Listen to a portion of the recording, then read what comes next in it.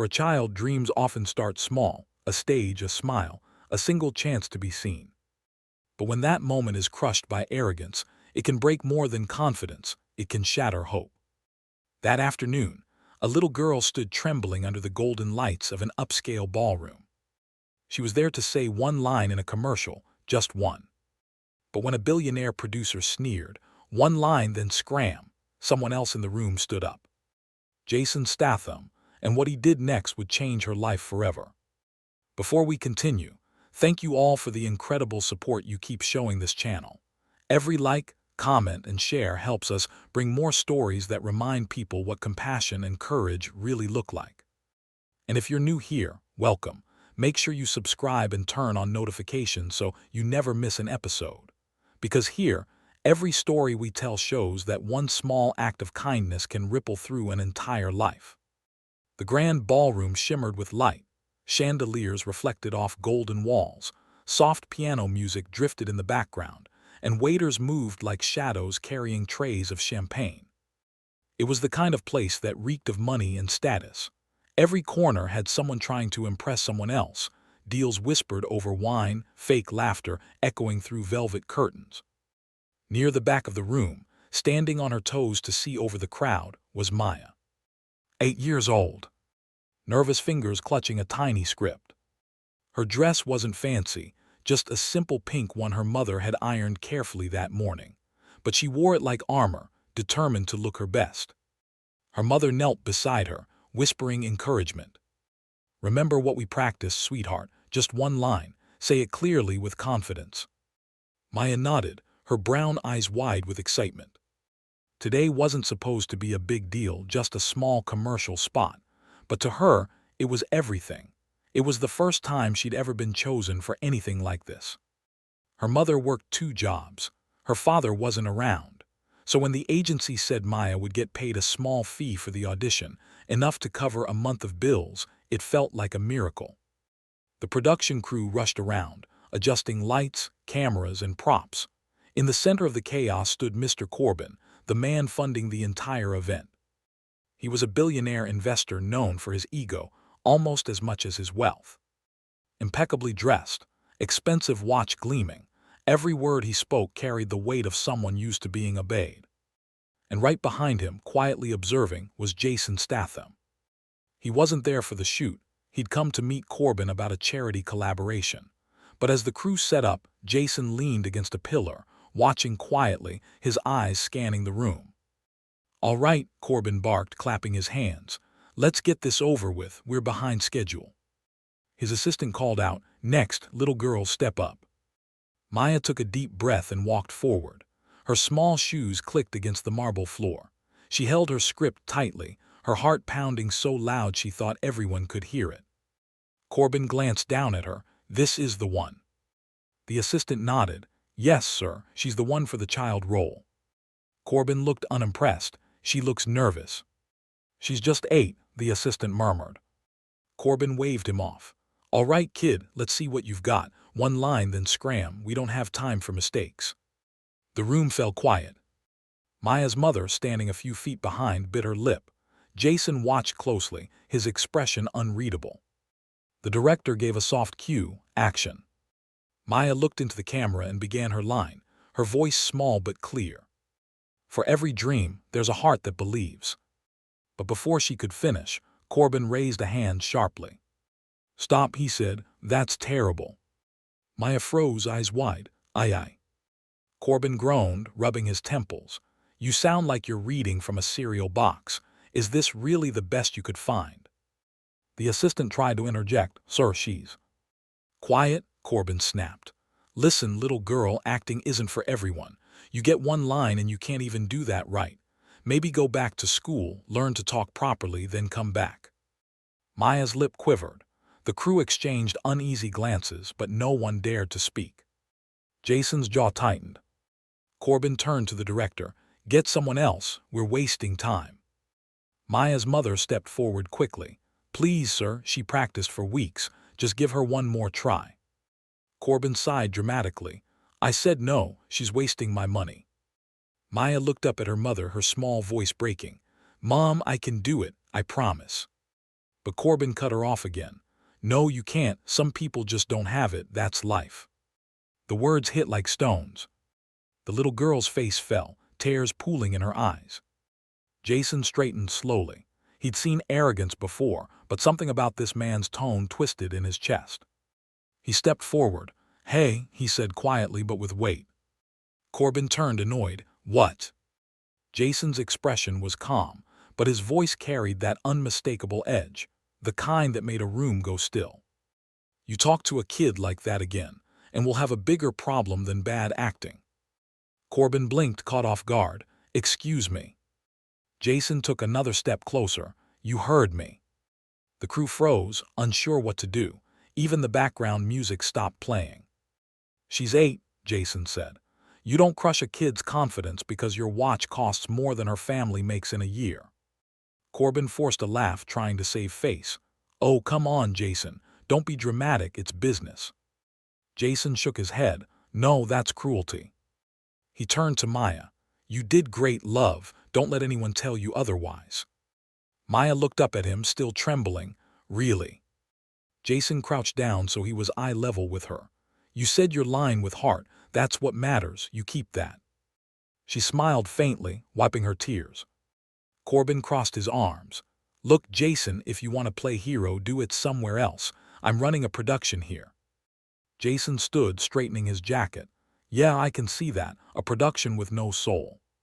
Corbin scoffed. Oh, please spare me the lecture. Jason stared at him for a long moment, then reached into his pocket and pulled out his phone. How much is this production costing you? He asked. Corbin frowned. What? The whole thing, Jason said calmly. The shoot, the staff, the venue, give me a number. Corbin smirked. You can't be serious. Jason's voice didn't rise, but it got colder. Try me. After a beat, Corbin named the figure, a sum that would make most people gasp. Jason nodded slowly. All right. He opened his banking app, typed a few things, and showed it to Corbin. Consider it covered. The room went silent. Jason's tone stayed even. Now that it's my money being wasted, the little girl gets another chance. Corbin's jaw tightened, but he said nothing. Jason turned to the director. Roll the camera. Maya blinked, unsure what was happening. Her mother covered her mouth, tears streaming down her face. Jason smiled at the girl. Ready when you are, love. She nodded, standing tall again. The director raised a hand. Action. Maya looked into the camera and took a deep breath. For every dream, there's a heart that believes. This time her voice didn't tremble. It carried warmth and conviction. It wasn't perfect, but it was real. The crew clapped softly. Even the cameraman smiled. Jason gave a small nod. That's how you do it. Corbin muttered under his breath. This is ridiculous. Jason turned slightly. What's ridiculous is that a kid had to prove herself twice because a grown man couldn't see past his own ego. Corbin looked away, embarrassed. Jason crouched again and smiled at Maya. You did great. You ever stop believing in yourself again, you remember this moment all right. She nodded eagerly. I will. He glanced at her mother. She's got something special. You make sure she never forgets that. Her mother wiped her eyes. Thank you so much. Jason gave a half smile. Don't thank me yet. When the shoot wrapped up, Corbin disappeared to make calls, pretending to be busy. But the story didn't end there. Jason spoke quietly to Maya's mother before leaving. You said she wants to act, yeah? Yes, she said, but we can't afford classes or travel. She just loves performing. Jason nodded thoughtfully. What if she didn't have to worry about that? The woman frowned. What do you mean? He smiled faintly. Let me handle it. That night as Maya slept, her mother's phone buzzed. She checked her email and froze. It was an official letter from a performing arts foundation, one she'd never even heard of. The message read, Congratulations. Your daughter Maya has been granted a full scholarship to the Statham Performing Arts Trust, covering tuition, travel, and living expenses. At the bottom was a simple signature. J.S. Her mother pressed a hand to her mouth, tears falling freely. In the next room, Maya dreamed of bright lights and open stages, of standing tall and being heard. And somewhere across town, Jason sat alone in his quiet apartment, sipping tea. He opened his phone, glanced at the message confirming the scholarship transfer, and smiled softly. No cameras, no press. Just a silent promise kept. Months passed. The ballroom lights had long dimmed, and the memory of that cruel day began to fade for everyone except Maya. For her, that moment was the beginning. Every morning before school, she'd practice her lines in front of the mirror, her small voice echoing the same sentence that once got her mocked. For every dream, there's a heart that believes. Only now she said it with pride. Her mother watched from the doorway, smiling softly. It wasn't just the line that had changed, it was Maya herself. She was still shy, still quiet, but there was something new in her eyes, a confidence born not from praise, but from being believed in when it mattered most. And she had Jason to thank for that. The scholarship he'd arranged opened doors neither of them could have imagined. Acting classes, mentorships, travel grants, everything was taken care of. But more than the money, it was the faith behind it that meant the most. Jason never announced it. He never visited for publicity. He just checked in every few months quietly. A call here. A short message there. How's she doing? Tell her to keep her chin up. Remind her it's not about being perfect, it's about being true. Her mother always replied with photos, Maya rehearsing, laughing, performing on small stages. Each time Jason saw them, he smiled a little to himself. He'd seen plenty of tough people in his life, fighters, stuntmen, soldiers, but none of them had the kind of courage that little girl had shown that day. 2 years later, the Statham Performing Arts Trust held its first showcase, a grand event celebrating young talents from across the country. Dozens of students performed that night, singing, dancing, acting. But when Maya walked onto the stage, something in the room shifted. She was taller now, more poised, her voice steady. When she spoke her lines, the same ones from that old audition, the crowd went silent. For every dream, there's a heart that believes. It wasn't just acting anymore. It was truth. The audience erupted in applause, standing, cheering, some even in tears. Among them, sitting quietly in the back, was Jason. He didn't want attention. He told the organizers not to announce him. He just wanted to watch. And as he clapped softly, his eyes glistened, pride hidden behind his calm expression. Meanwhile, far from the lights and applause, a familiar figure watched the same performance online from his phone. Mr. Corbin, the same man who once sneered, one line then scram. He hadn't thought about that day in years, but when the viral clip started circulating, the one with the caption, "Billionaire humiliates child, Jason Statham steps in," it hit him like a punch. The video had racked up millions of views. The comments were brutal. Disgusting behavior. How can someone speak to a child like that? Jason's the real hero here. Corbin tried to bury it, pretend it didn't bother him. But at night, when the screens went dark and silence filled his penthouse, guilt crept in. He replayed that moment in his head, the fear in Maya's eyes, the calm fury in Jason's voice. He'd built empires, broken competitors. But in that instant, he'd been smaller than an 8-year-old. And he couldn't shake it. A few weeks later, the charity that ran the scholarship invited him to a fundraising gala. He almost declined, until he noticed who the guest of honor was. Maya, now 13, recognized for her talent and resilience, she was chosen to deliver a short speech at the event. Corbin stared at the invitation for a long time. Then quietly, he decided to go. The night of the gala, the hall buzzed with chatter and soft music. Reporters lined the walls, cameras flashing. Corbin arrived discreetly, keeping to himself.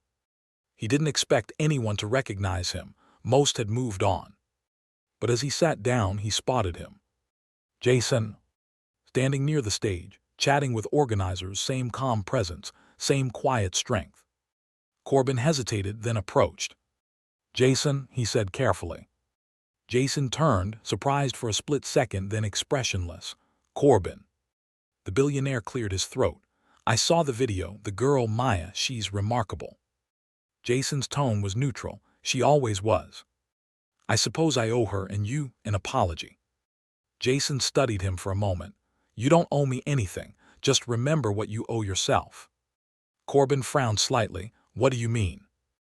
Jason's eyes flicked toward the stage. You built everything money can buy. Maybe it's time to build something that means something. Before Corbin could reply, applause broke out. Maya was walking to the podium. Jason gave a faint nod. That's your cue to listen. Maya stood there, nervous but glowing under the lights. She glanced toward the crowd, and for a split second her gaze found Jason. He smiled and gave her a thumbs up. She took a breath and began. 2 years ago, I stood on a stage where someone told me I wasn't good enough. I thought my dream ended that day. The crowd fell completely silent. But someone believed in me, not because I was perfect, but because I tried. He reminded me that kindness can be louder than cruelty. That one person's belief can change everything. Her voice wavered slightly, then steadied again. This scholarship didn't just give me a future.